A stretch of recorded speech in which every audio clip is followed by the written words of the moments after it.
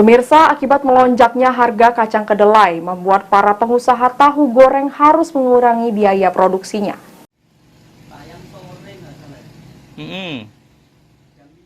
Pengusaha mikro kecil dan menengah UMKM pengrajin tahu goreng saat ini menghadapi kendala serius akibat melonjaknya harga kacang kedelai.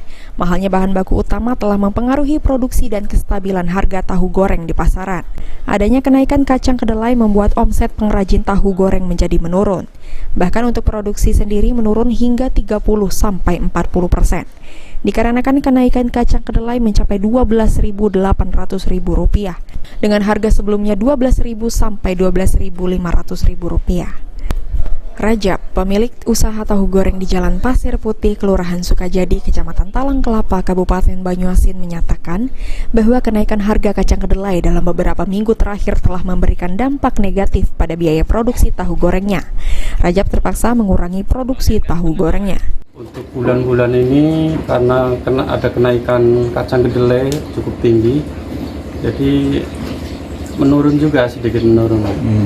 Kurang lebih 30% atau 40% menurun. Menurun itu untuk produksi gitu. Iya. Untuk harga kacang kedelai berapa?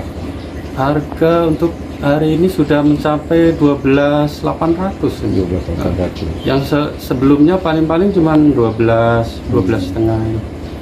Ini naik, entah hari ini kok naik lagi, kurang tahu.